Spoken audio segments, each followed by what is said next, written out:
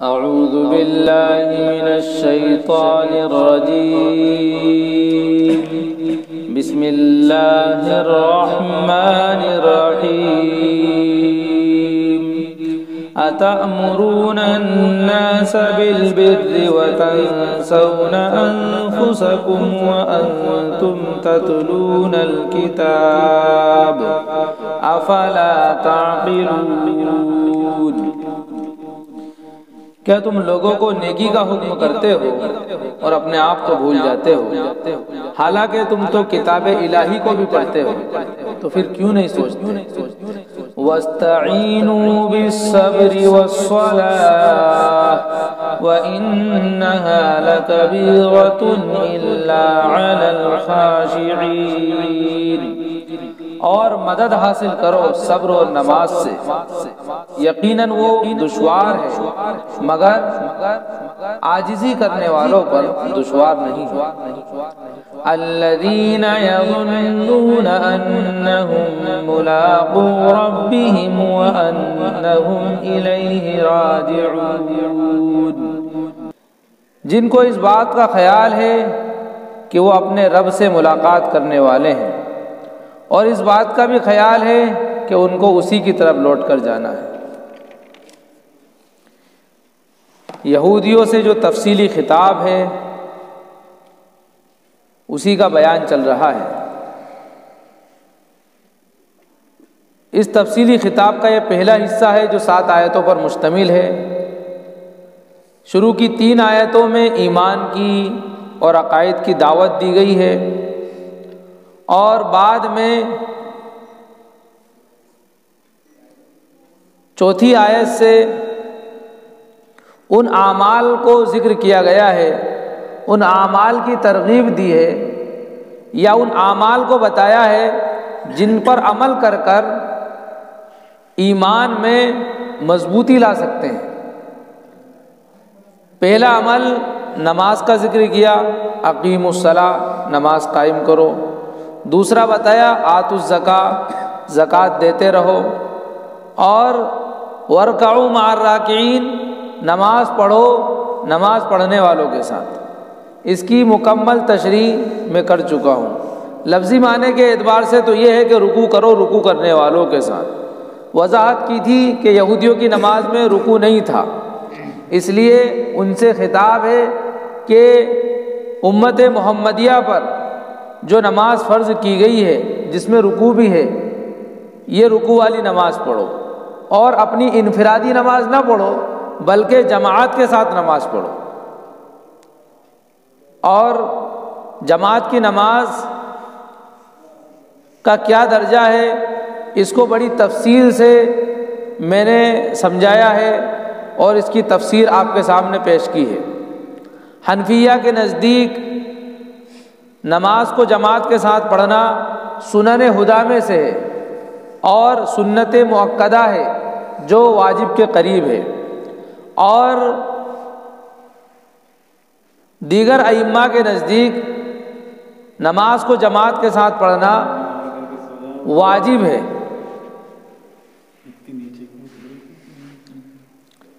اب آگے بنی اسرائیل سے یہ کہا جا رہا ہے کہ کیا تم لوگوں کو نیکی کا حکم کرتے ہو اور اپنے آپ کو بھول جاتے ہو، حالانکہ تم تو کتاب الہی کو پڑھتے ہو، تو پھر کیوں نہیں سوچتے، سمجھنے کی کوشش کیوں نہیں کرتے؟ یہاں پر جو پہلا لفظ اتأمرون الناس، کیا تم لوگوں کو نیکی کا حکم کرتے ہو بالبر، یہ جو استفہامیہ جملہ ہے یہ بطور حیرت کے اور تعجب کے ہے، اور نیکی بر کا لفظ استعمال کیا گیا ہے نیکی کے لیے، تو ہر طرح کی نیکی کو یہ لفظ شامل ہے۔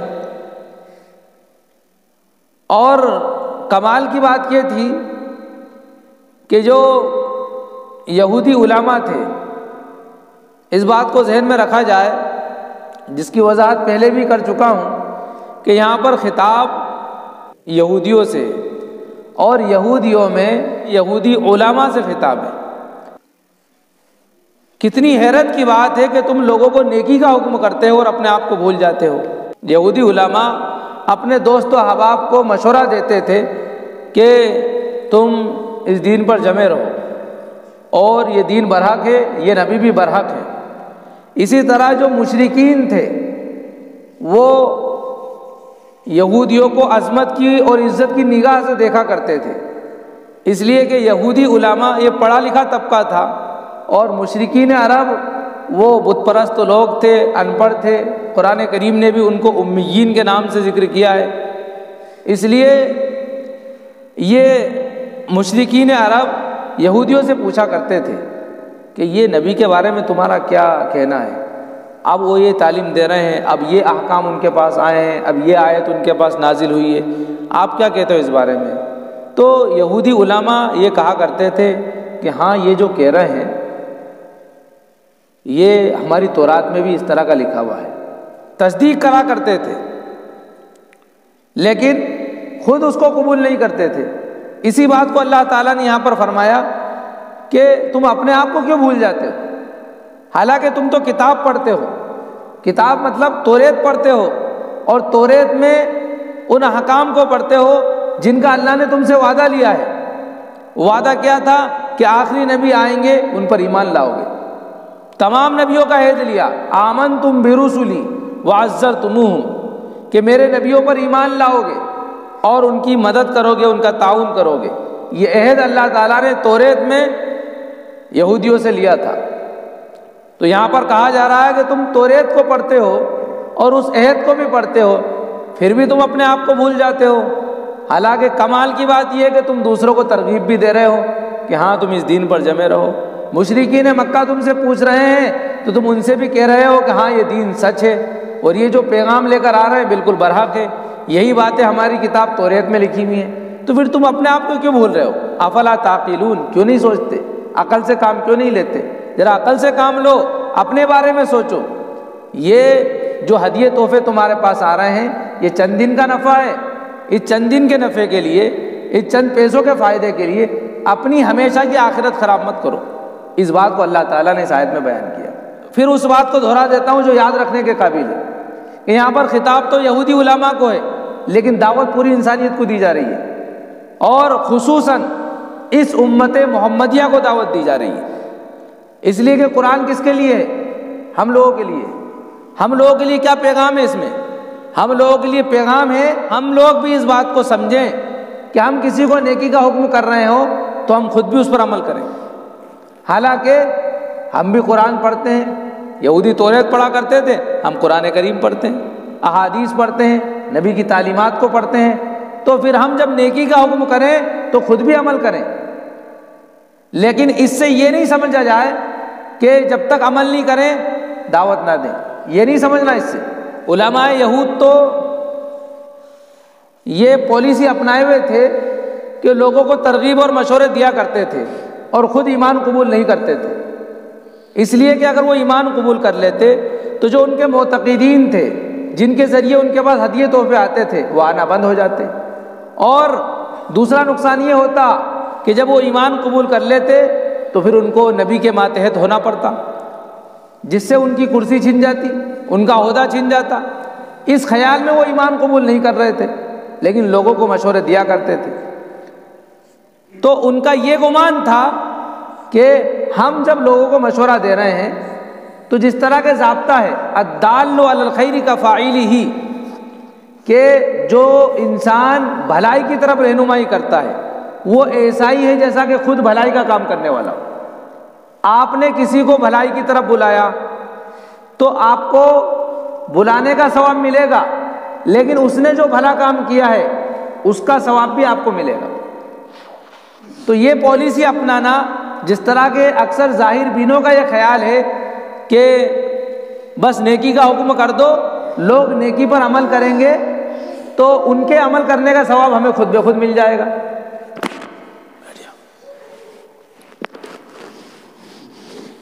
ایسے مت کرو۔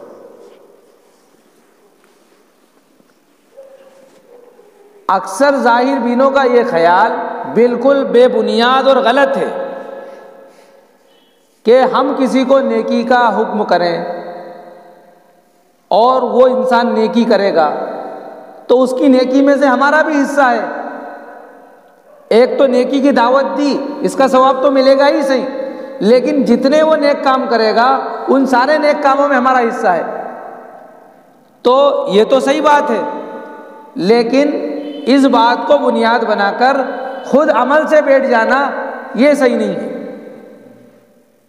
یہ ضابطہ الدال علی الخیر کفاعلہ اپنی جگہ بالکل صحیح ہے، لیکن اس سے یہ سمجھ لینا کہ اب ہمیں عمل کرنے کی ضرورت نہیں ہے، یہ بالکل غلط اور بے بنیاد بات ہے۔ عمل سے تو کسی کے لیے بھی نجات نہیں ہے، عمل تو ہر ایک کو کرنا ہے۔ دوسروں کو عمل کی دعوت دیں گے، بھلائی کی طرف لائیں گے، اس کا ثواب ملے گا، یہ اپنی جگہ الگ مسئلہ ہے۔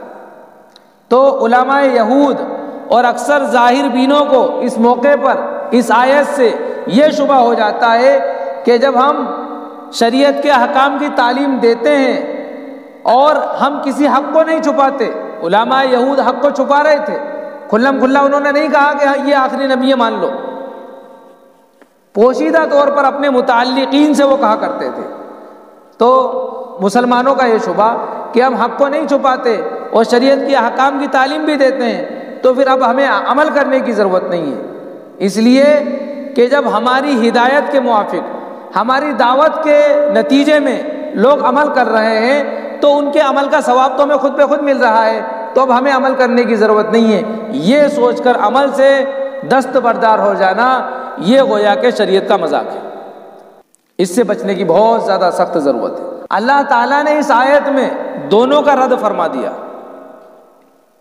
ایک بات تو یہ کہ دعوت دینے سے عمل معاف نہیں ہو جائیں گے، اسی طرح حق کو نہیں چھپاتے ہیں، اس کا بھی اللہ تعالیٰ نے رد فرما دیا کہ تم خود عمل کیوں نہیں کرتے ہو؟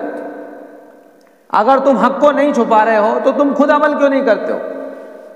تمہاری دعوت تو پوشیدہ طور پر ہے، اگر اس دعوت کو کھلم کھلا کر دو تو بات سمجھ میں آئے گی کہ ہاں تم حق کو نہیں چھپا رہے ہو، تو سمجھ میں آیا کہ تم حق کو چھپا رہے ہو۔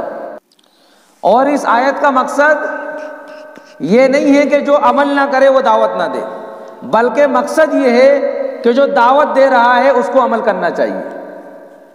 بعض لوگ یہ سوچ کر دعوت کا کام چھوڑ بیٹھتے ہیں کہ ہم خود تو عمل نہیں کرتے، ہم کیا دعوت دیں۔ تو یاد رکھیے، ایک ہے دعوت دینا نیک کاموں کی، بھلے کاموں کی، یہ ایک نیکی ہے، اس کا ثواب الگ ملے گا۔ ایک ہے خود عمل کرنا، اس کا ثواب الگ ملے گا، یہ ایک الگ نیکی ہے۔ تو دونوں الگ الگ نیکیاں ہیں، دونوں کا ثواب بھی الگ الگ ہے۔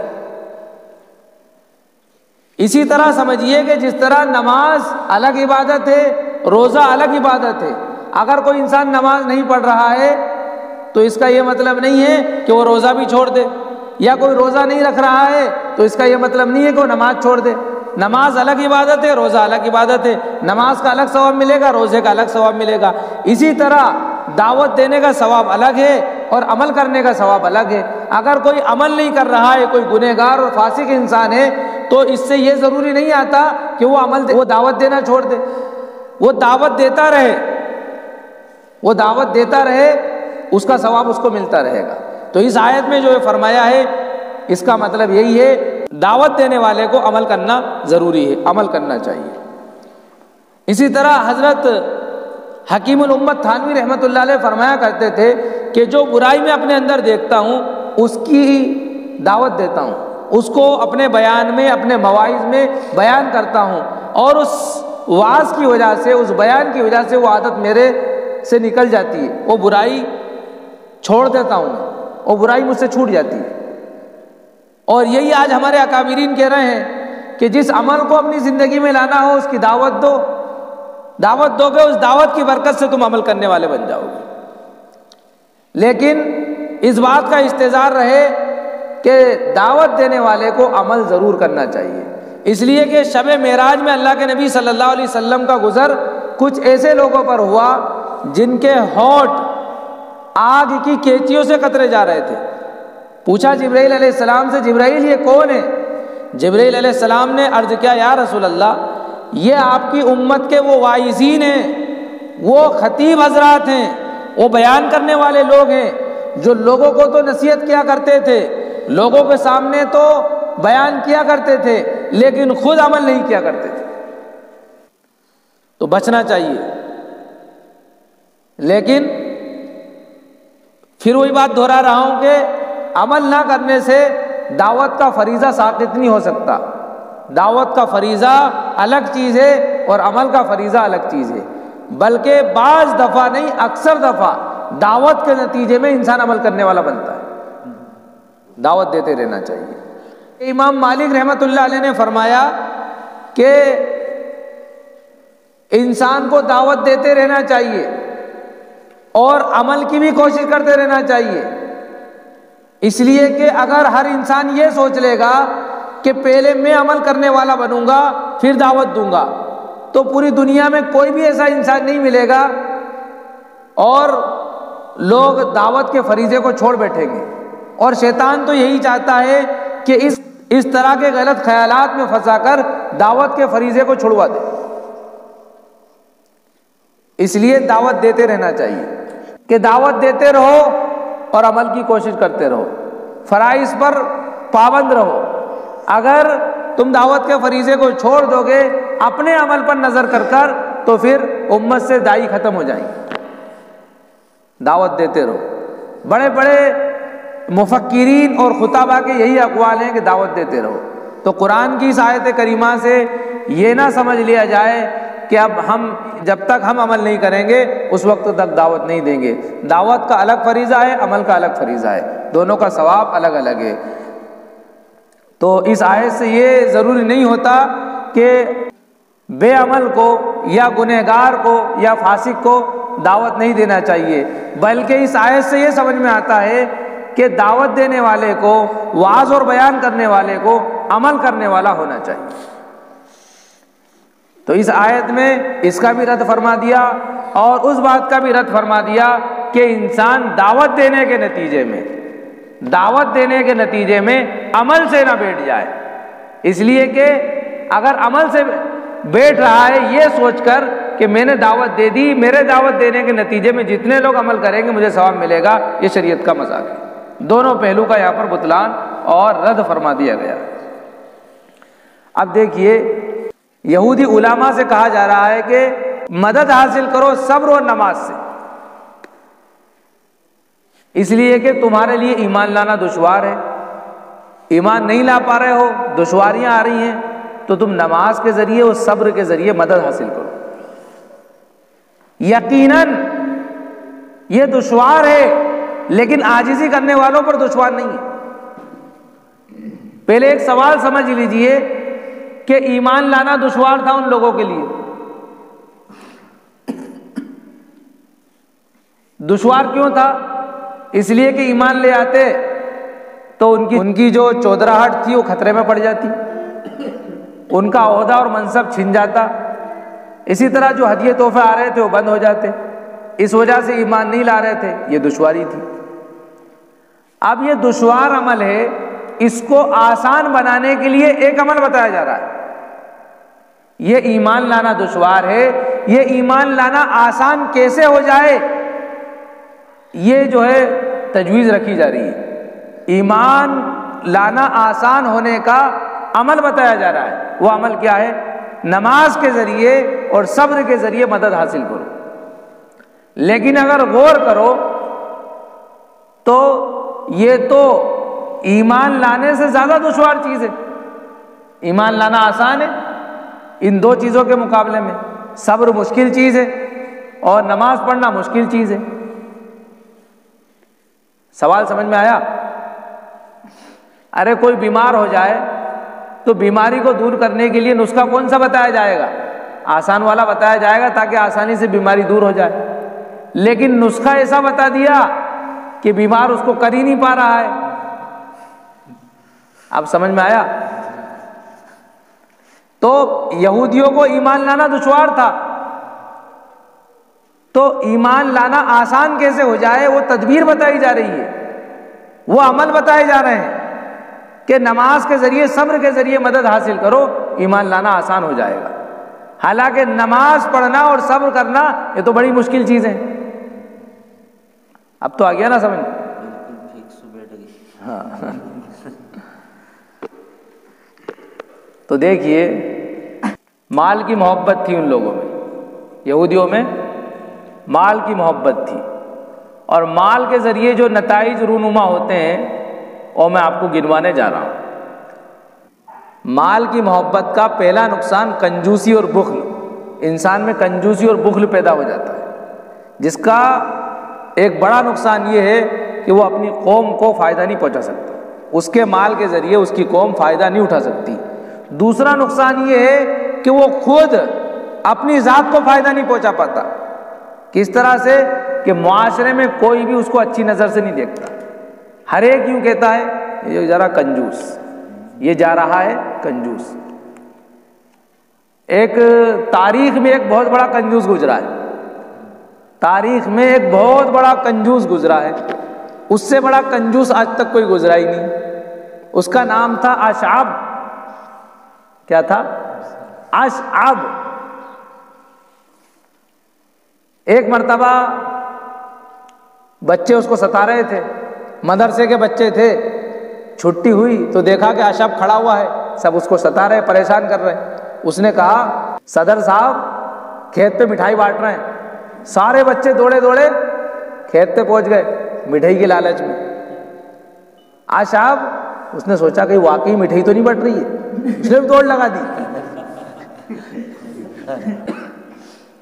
سارے بچے جب کھیت پر پہنچے تو صدر صاحب نے کہا کیوں پڑھائی چھوڑ کے یہاں کیوں آ رہے ہو؟ کہا کہ چھٹی ہو گئی ہے اور ہم نے سنا کہ مٹھائی بٹ رہی ہے یہاں پر۔ تو کہا کہ کس نے کہا تم سے؟ کہا اشعب نے کہا۔ کہا کہ اچھا۔ صدر صاحب نے کہا کہ نہیں یہاں تو کوئی مٹھائی نہیں بٹ رہی۔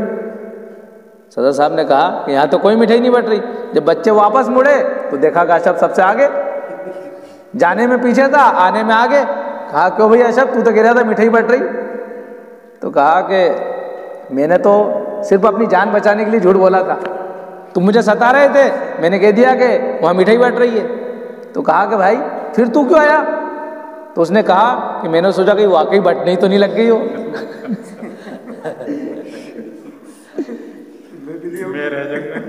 اتنا بڑا کنجوس تھا اشعب۔ اس کی کنجوسی کے واقعے مشہور ہیں۔ تو کنجوس آدمی نہ اپنی قوم کو فائدہ پہنچا سکتا ہے، یہ پہلا نقصان۔ دوسرا یہ ہے کہ قوم کا کوئی بھی آدمی اس کو اچھی نظر سے نہیں دیکھتا۔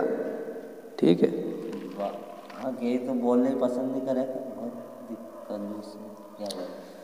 دوسرا نقصان مال کی محبت کا یہ پیدا ہوتا ہے کہ انسان میں خود غرضی پیدا ہو جاتی ہے،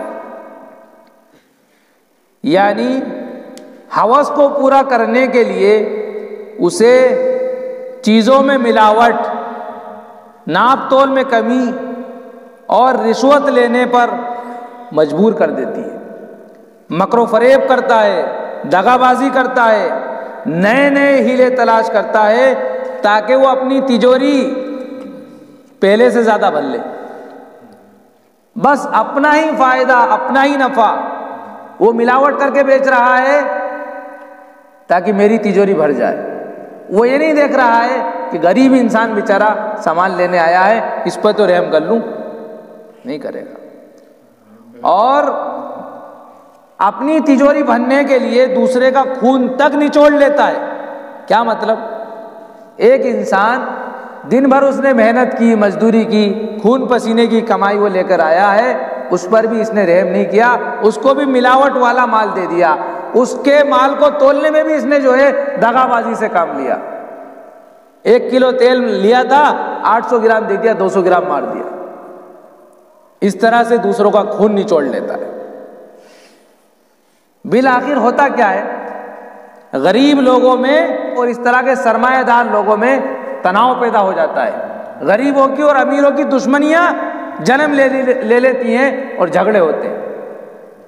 یہ نقصان ہوتا ہے مال کی محبت کا۔ تیسرا نقصان، مال کی محبت کا تیسرا نقصان یہ ہوتا ہے کہ ایسے شخص کو جو مال سے محبت کرتا ہو، کتنا ہی مال مل جائے وہ یہی چاہتا ہے کہ میرا مال اور بڑھ جائے، ایک ہی دھن سوار رہتی ہے کہ میرا مال کس طرح بڑھ جائے، سونے میں، اٹھنے میں، بیٹھنے میں، ہر وقت ایک ہی دھیان، میرا مال کس طرح بڑھ جائے۔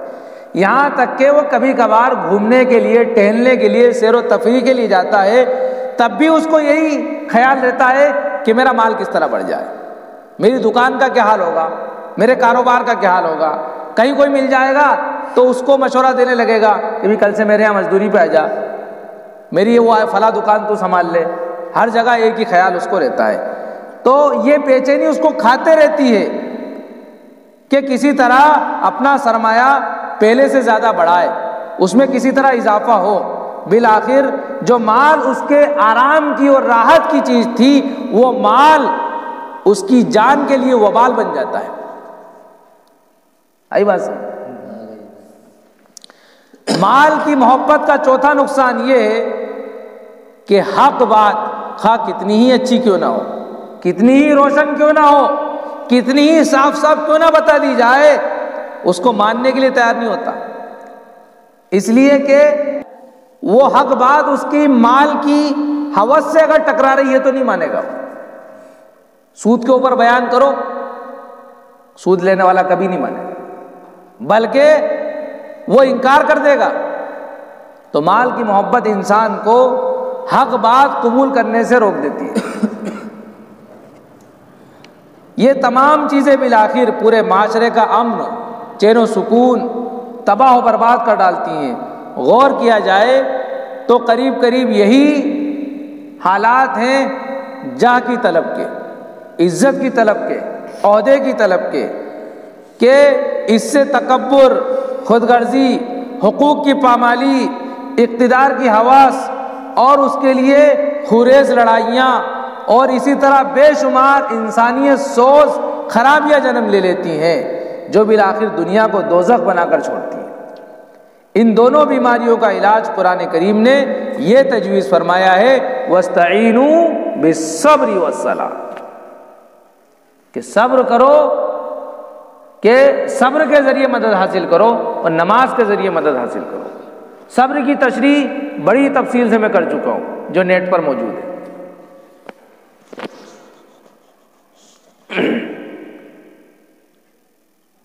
انسان میں، ہر انسان میں، وہ کتنا ہی بڑا مالدار کیوں نہ ہو، کتنا ہی بڑا غریب کیوں نہ ہو، کمزور، طاقتور، ہر انسان میں صبر کی صلاحیت ہے، اور ہر انسان صبر کرتا ہے۔ کہیں جا رہا ہے سفر میں، اس کو پانی کی پیاس لگی، پانی نہیں ہے، صبر کیا کہ نہیں اس نے؟ اسی طرح کہیں پھنس گیا، زردہ کھانے کی عادت ہے، تمباکو کھانے کی عادت ہے، نہیں ملا اس کو، صبر کر رہا ہے کہ نہیں کر رہا؟ تو انسان کچھ نہ کچھ صبر تو ہر انسان کرتا ہے، ہر انسان کو کچھ نہ کچھ صبر کرنا پڑتا ہے، اس کے بغیر تو زندگی کی گاڑی چل ہی نہیں سکتی۔ تو یہ کہا جا رہا ہے کہ تم صبر تو ایسے بھی کرتے ہو، تو صبر ایسے کر لو، شریعت کے اصول کے مطابق اس طرح سے صبر کر لو۔ کس طرح سے؟ کہ یہ جو مال آ رہا ہے اس کے چکر میں نہ پڑو، یہ جو تمہارے معتقدین ہدیے تحفے لے کر آ رہے ہیں ان کے لالچ میں مت رہو، اس کو ٹھکرا دو، تھوڑا صبر کر لو، اپنے نفس پر کنٹرول کر لو۔ تو یہ کنٹرول کر لیا تم نے، تو صبر تو تم کر رہے تھے۔ بیت الخلاء میں بیٹھے ہو، بیت الخلاء کے اندر وہی چیزیں نظر آئیں گی جو چاروں طرف ہیں، دیواریں ہیں، گندگی ہے، جو بھی ہے وہی چیز نظر آئے گی۔ تو وہاں پر بھی تم صبر کر رہے کہ نہیں کر رہے؟ حالانکہ تم تو بیٹھنے والے ہو مخمل کے گدے پر، تم تو بیٹھنے والے ہو مخمل کی کرسی پر، راحت اور آرام کے ساتھ اپنے تخت پر بیٹھنے والے ہو، بہترین گدا نشین ہو، لیکن جب بیت الخلاء جاتے ہو تو وہاں اپنے نفس کو کس طرح گندگی کے اندر جبائے رکھتے ہو، کس طرح وہاں کی بدبو برداشت کرتے ہو۔ صبر تو تم کر رہے ہو، حالانکہ وہ بری چیز ہے۔ اسی طرح تھوڑی دیر کے لیے یہ صبر کر لو کہ ہدیے تحفے آ جائیں، اس کی طرف دھیان مت دو، کنٹرول کر لو اپنے نفس کے اوپر، یہ ایک چیز ہے۔ دوسرا، نماز سے مدد حاصل کرو، وَاسْتَعِینُوا بِالصَّبْرِ وَالصَّلَاةِ۔ دوسری بات، نماز سے مدد حاصل کرو۔ کس طرح سے؟ کرسی سے محبت تھی، عہدے سے محبت تھی، اور عہدے میں کیا ہے؟ تکبر۔ سب سے پہلی چیز کہ میری فلاں انسان عزت کرتا ہے، فلاں انسان نہیں کرتا ہے، فلاں مجھے جو ہے سلوٹ نہیں مارتا ہے، فلاں جو ہے ہاتھ اونچا نہیں کرتا ہے، فلاں میرے سامنے کھڑا نہیں ہوتا ہے، یہ عزت۔ تو کہا کہ اللہ کے سامنے جھکو۔ جب اللہ کے سامنے جھکو گے، اور نماز عبادت ہے ہی ایسی کہ جس میں انسان اپنے رب کی عزت اور عظمت کے سامنے اپنے آپ کو انتہائی درجے کا ذلیل بنا کر پیش کرے، تو جب تم اللہ کے سامنے اپنے آپ کو ذلیل کرو گے تو یہ نفس مر جائے گا، پھر کرسی کی چاہت، عہدے کی محبت ختم ہو جائے گی۔ یہ دو اصول بتا دیے، ان پر عمل کر لو گے تو پھر تمہارے لیے یہ نماز کیا ہے؟ یہ نماز آسان ہو جائے گی، یہ دشوار نماز آسان ہو جائے گی۔ آگے فرمایا وَإِنَّهَا لَكَبِيرَةٌ، کہ وہ دشوار ہے۔ بعض مفسرین نے یہاں پر لیا ہے دشوار سے مراد نماز، کہ نماز دشوار ہے۔ دشوار کیا؟ ایک تو وقت کی پابندی، دوسرا نماز کی پابندی، کہ نماز دشوار ضرور ہے لیکن جو خشوع رکھنے والے ہیں ان پر دشوار نہیں۔ اللہ تعالیٰ خود فرما رہے ہیں کہ نماز دشوار ہے، لیکن خشوع رکھنے والوں پر دشوار نہیں ہے۔ خشوع کس چیز کا نام ہے؟ خشوع نام ہے دل کی کیفیت کے بدلنے کا، دل کو اللہ کی یاد سے وابستہ کرنے کا۔ قربان جائیے، اللہ تعالیٰ نے دشوار نماز کو آسان بنانے کا نسخہ بتا دیا۔ وہ نسخہ کیا ہے؟ خشوع۔ خشوع کی ایک بڑی تفصیل امام غزالی رحمۃ اللہ علیہ نے احیاء العلوم میں نقل کی۔ قرآن کریم میں خشوع کا لفظ کئی جگہوں پر آیا ہے۔ خشعت الاصوات، آواز کو پست کرنے کے بارے میں خشوع کا لفظ آتا ہے۔ اور جس دل میں اللہ کا ڈر ہوتا ہے اس میں خشوع پیدا ہو جاتا ہے، اور دل اللہ کی طرف مائل ہو، دل میں اللہ کا ڈر ہو، خشیت الہی کا انسان جو ہے پیروکار ہو، تو پھر اس کے نتیجے میں اس کے جسم پر، اس کے ظاہری بدن پر خشیت ظاہر ہوتی ہے، جس کو خضوع کہتے ہیں۔ اور قرآن کریم میں اس لفظ کو بھی بیان کیا ہے، فَظَلَّتْ أَعْنَاقُهُمْ لَهَا خَاضِعِينَ۔ تو یہ خضوع کا لفظ ظاہری جھکاؤ پر آتا ہے، ظاہری جھکاؤ پر بولا جاتا ہے۔ اس لیے خشوع کا مطلب یہ ہے کہ انسان کا دل اللہ کی یاد سے ڈر رہا ہو، اللہ کے سامنے کھڑے ہونے سے ڈر رہا ہو، اور جب دل اللہ سے ڈرتا ہے تو یہ ڈر کی کیفیت جسم پر ظاہر ہوتی ہے۔ آئی بات سمجھ؟ یہاں سے ایک نقطہ تو یہ سمجھ لیں کہ بغیر اللہ کے ڈر کے خشوع آ ہی نہیں سکتا، بغیر اللہ کے ڈر کے خشوع آ ہی نہیں سکتا، اور بغیر خشوع کے خضوع آ ہی نہیں سکتا۔ اس لیے کہ اللہ کے ڈر کے نتیجے میں دل ڈرتا ہے، اور دل کا ڈر جسم پر ظاہر ہوتا ہے۔ اگر کوئی انسان اس کے اپوزٹ میں، اس کے برعکس، ظاہر میں تو بڑا جو ہے صوفی بن کے کھڑا ہوا ہے، بڑا جھک کر کھڑا ہوا ہے، ایسا لگ رہا ہے کہ اس سے بڑا کوئی بزرگ ہی نہیں ہے، اور دل کے اندر ڈر ہے ہی نہیں، تو یہ خشوع نہیں ہے۔ بلکہ کہا کہ یہ تو شیطانی ایکٹنگ ہے، یہ تو نفس اور شیطان کا دھوکہ ہے کہ دل میں تو اللہ کا ڈر ہے ہی نہیں، اور ظاہر میں جو ہے اپنے آپ کو ایسا بنا کر پیش کر رہا ہے کہ جیسا کہ خشوع والا ہے، خضوع والا ہے، یہ اللہ سے ڈرنے والا ہے، متواضع انسان ہے۔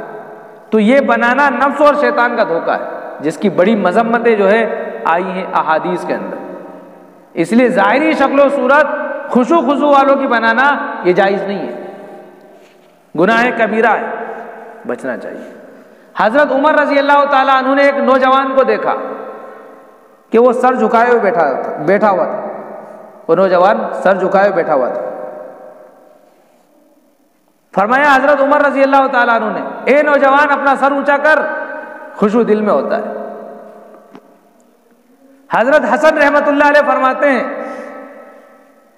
کہ حضرت عمر رضی اللہ تعالی عنہ جب بولا کرتے تھے تو سنا کر بولا کرتے تھے، اور جب چلا کرتے تھے تو تیز چلا کرتے تھے، اور جب مارا کرتے تھے تو جم کر مارا کرتے تھے۔ حالانکہ بلا شبہ حضرت عمر رضی اللہ تعالی عنہ بہت ہی خشوع رکھنے والے شخص تھے، بہت ہی متواضع شخص تھے۔ تو بتانا چاہ رہے ہیں کہ خشوع دل کی کیفیت کا نام ہے، اور ظاہری طور پر خشوع کا لبادہ اوڑھ کر اندر جو ہے شیطانیت بھری ہوئی ہو، یہ جو ہے لوگوں کو شکوک و شبہات میں مبتلا کرنا ہے، اس سے بچنا چاہیے، بڑی مذمت آئی ہے۔ اس طرح کی اور بھی احادیث احیاء العلوم میں امام غزالی رحمۃ اللہ علیہ نے نقل کی۔ اب دیکھیے خشوع پیدا کیسے ہو، خشوع پیدا کیسے ہو؟ بات تو یہودیوں سے کی جا رہی ہے۔ خشوع پیدا کرنے کے لیے اللہ تعالیٰ نے اتنا بہترین حل بتایا ہے، فرمایا الذین یظنون انہم ملاقو ربہم وانہم الیہ راجعون۔ جن لوگوں کو اس بات کا خیال رہتا ہے کہ ان کو اپنے رب سے ملاقات کرنا ہے، اور اس بات کا بھی خیال رہتا ہے کہ ان کو اسی کی طرف لوٹ کر جانا ہے، یہ بنیادی چیزیں دونوں جن کے ذریعے انسان کے دل میں خشوع پیدا ہوتا ہے، اللہ کا ڈر پیدا ہوتا ہے، اللہ کے ڈر کے نتیجے میں بدن پر، جسم پر خضوع ظاہر ہوتا ہے، پھر اللہ تعالیٰ مخلوق کے دلوں میں اس کی محبت ڈال دیتے ہیں۔ دو چیزیں یہاں پر، دونوں پر الگ الگ غور کرو۔ وہ اپنے رب سے ملاقات کرنے والے ہیں اور ان کو اسی کی طرف لوٹ کر جانا ہے، یہ دونوں ایک ہی بات ہے نا، الگ الگ لفظ سے کیوں بیان کی؟ دونوں کے اندر الگ الگ پیغام ہے۔ وہ اپنے رب سے ملاقات کرنے والے ہیں، اس کے اندر پیغام ہے اس بات کا کہ یہ جو نماز پڑھ رہے ہیں، اور نماز میں ساری پابندیاں، کھانا کھانا حلال طریقے سے کھاؤ جائز ہے، پانی پینا جائز ہے، اور دعا سلام جائز ہے، لیکن نماز کے اندر جائز چیزوں پر بھی پابندی لگا دی کہ یہ سب جائز نہیں ہے۔ نہ ہنسو، نہ بولو، نہ کھاؤ، نہ پیو، نہ ادھر ادھر دیکھو، بلکہ اطمینان کے ساتھ جو ہے نماز پڑھتے رہو۔ تو انسان اپنے رب سے ملاقات کرنے والا ہے، اس بات کا اس کو استحضار رہتا ہے، تو اس بات کا اس کو استحضار رہتا ہے کہ یہ نماز جو ہم پڑھ رہے ہیں، یہ جو مشقت اٹھا رہے ہیں، یہ جو ہے ہم اس کو نفس پر کنٹرول کر کر پڑھ رہے ہیں، اس کا بدلہ ایک دن ہمیں مل جائے گا۔ اور آگے فرمایا ان کو اس بات کا خیال ہے کہ اسی کی طرف لوٹ کر جانا ہے۔ اس میں بتا دیا کہ ان کو حساب دینا ہے زندگی کا، کتنا ہی مال لے لو، کتنی ہدیے تحفے لے لو، کتنی بڑی گدی پر بیٹھ جاؤ، آخر پیش تو اللہ کے سامنے ہونا ہے۔ آج تم اللہ کی غلامی اختیار نہیں کر رہے ہو، آج نبی صلی اللہ علیہ وسلم کی رسالت کو تسلیم نہیں کر رہے ہو، ایک دن تمہیں اسی اللہ کے سامنے حاضر ہونا ہے، جہاں کوئی کسی کا پرسان حال نہیں ہوگا، وہی رب ہوگا، اور پوری دنیا جو ہے غلاموں کی طرح کھڑی ہوئی ہوگی، اسی کی طرف لوٹ کر جانا ہے۔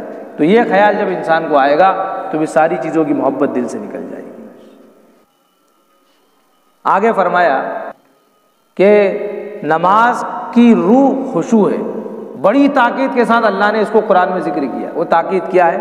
اقیم الصلاۃ لذکری، نماز قائم کر میری یاد کے لیے۔ ایک ہے یاد اور ایک ہے غفلت۔ آپ کہیں جا رہے ہو، آپ نے سارے ساتھیوں کا تذکرہ کیا، ایک ساتھی کو چھوڑ دیا، یا یوں سمجھیے آپ کسی کے یہاں مہمان گئے اور ان لوگوں نے سب کے بارے میں پوچھا، فلاں کیسا ہے، فلاں کیسا ہے، فلاں کیسا ہے، کسی ایک انسان کے بارے میں نہیں پوچھا۔ جب آپ لوٹ کر آئیں گے تو آپ کے گھر والے آپ سے پوچھیں گے کہ گئے تھے تو انہوں نے میرے بارے میں پوچھا، آپ سب سے کہیں گے ہاں آپ سب کے بارے میں پوچھا، اس کے بارے میں نہیں پوچھا۔ اس کو کیا لگے گا کہ یار میری عظمت نہیں ان کے دل میں، میری اہمیت نہیں، معاملہ بھلی کچھ اور ہو۔ تو یہ کیا ہے؟ یہ غفلت ہے۔ اور سب کا تذکرہ کیا، یہ یاد ہے۔ تو نماز قائم کر میری یاد کے لیے، اللہ فرما رہا ہے۔ تو جو انسان نماز میں غافل رہتا ہے وہ اللہ کی یاد کا حق ادا نہیں کرتا۔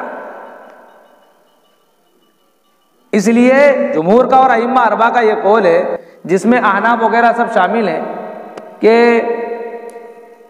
خشوع تکبیر تحریمہ کے اگر وقت ہے تو نماز ہو جائے گی، لیکن اللہ تعالیٰ نے جو بڑی تاکید سے فرمایا ہے، جیسا کہ اقیم الصلاۃ لذکری اور ولا تکن من الغافلین، ان جیسی آیتوں کو سامنے رکھتے ہوئے انسان کو بہت ڈرنا چاہیے، اس لیے کہ بغیر خشوع کے نماز پڑھنے والا اگرچہ اس کو ثواب کم ملے گا لیکن وہ بے نمازی نہیں کہلائے گا، نافرمانوں کی گنتی سے نکل جائے گا، اس لیے کہ بغیر خشوع کے نماز پڑھنا تارک صلاۃ میں نہیں آتا ہے۔